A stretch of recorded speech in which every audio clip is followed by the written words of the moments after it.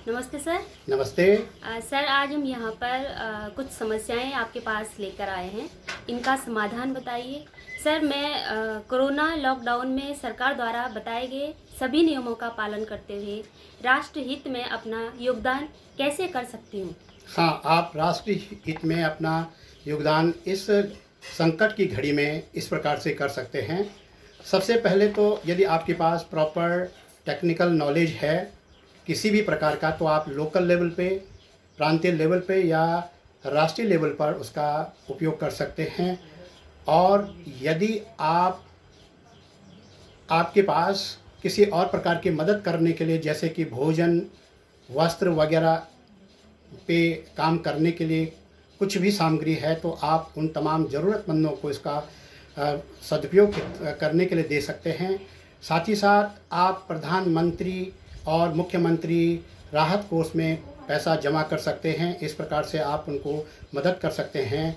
इसके साथ ही साथ जो लोग फ्रंट लाइन में आकर के राष्ट्र की सेवा कर रहे हैं, जैसे डॉक्टर्स, बहुत सारे नर्सेज, पुलिस वाले और पत्रकार, इनको बूस्टअप करने अपने मन से, दिल से इनको बूस्टअप करते रहें और इनको हर हमेशा धन्यवाद देते रहें। यह आपकी तरफ से एक उनके लिए बहुत बड़ा सम्मान हो सकता है।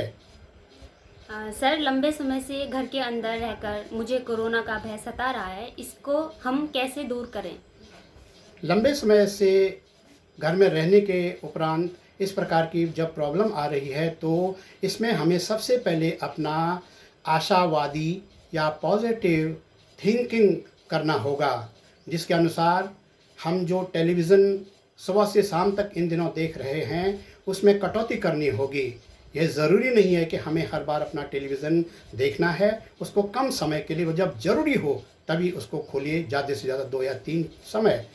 इसमें मैं समझता हूँ कि जो टेलीविज़न हम ज़्यादातर देख रहे हैं, उसमें कितने लोग संक्रमित हैं, कितने लोगों की डेथ हो चुकी है, इस पे हमारा फोकस ज़्यादा रहता है, जिसके कारण हमें भय हो जाता है। इसके स्थान पे अब आप ऐसा भी कर सकते हैं कि आप केवल ये देखें कि इस कोरोना वायरस से लड़ने के लिए सरकार या पूरा वर्ल्ड लेवल पे या लोकल लेवल पे क्या हो रहा है। जब बार बार आपकी नज़र इस पे पड़ेगी, आप बार बार इसको अपने परिवार में अन्य लोगों से शेयर करेंगे, तो इससे आप पॉजिटिव बनेंगे। और यदि हो सके तो आप भी ऐसी कोई टेक्निक अगर बना सक रहे हों, तो आप इस पे भी काम कर सकते हैं। इस प्रकार से आप अपने भय को, जो कि नेगेटिव असर पड़ रहा है आपके दिमाग के अंदर, उसको आप पॉजिटिव बना सकते हैं।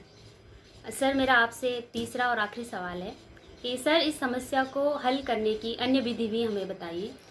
इस विधि के अलावा और भी हमारे पास विधियां हैं, उसमें माइंड प्रोग्रामिंग आदि आदि हैं।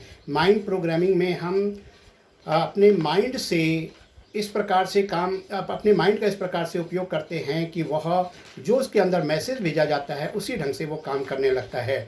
मसलन कि अभी अभी हम सोच रहे थे किसी अपने दोस्त को फ़ोन करने के लिए, तब तक उसी का टेलीफोन हमें मिल जाता है।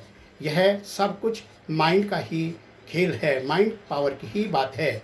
मैं इस संबंध में सबसे पहले आपको बताना चाहता हूँ कि नो जनरलाइजेशन होना चाहिए। नो जनरलाइजेशन का मतलब होता है हर किसी पे हर चीज़ लागू ना हो। अगर किसी व्यक्ति को कोरोना वायरस हो चुका है किसी कारण से, तो ये ज़रूरी नहीं है कि हमारे ऊपर भी कोरोना वायरस वैसे ही हमें भी हो सकेगा। हमारा चूँकि इम्यून सिस्टम बिल्कुल अलग है, तो यह ज़रूरी नहीं है वो प्रभाव हमारे ऊपर भी कोरोना वायरस का होगा। इसके लिए हमारा इम्यून सिस्टम सबसे महत्वपूर्ण होता है। इसके इम्यून सिस्टम को बढ़ाने के लिए आजकल बहुत सारी टेक्निक्स यूज़ की जा रही हैं, जिसमें कि अफर्मेशन टेक्निक बहुत इम्पॉर्टेंट है। अफर्मेशन में हम अपने आप को हमेशा पॉजिटिव कमांड देते हैं, पॉजिटिव मैसेज देते हैं, और उसके देने से हमारा जो हमारा अवचेतन मन है, ठीक वैसे ही काम करने लगता है। तो जैसे फॉर एग्ज़ाम्पल हम कह सकते हैं, मेरा इम्यून सिस्टम बहुत स्ट्रांग है, जिस पर कोरोना वायरस का कोई फ़र्क नहीं पड़ सकता है। मैं इतना स्ट्रांग हूँ कि किसी भी स्थिति और परिस्थिति को मैं आराम से फेस कर सकता हूँ।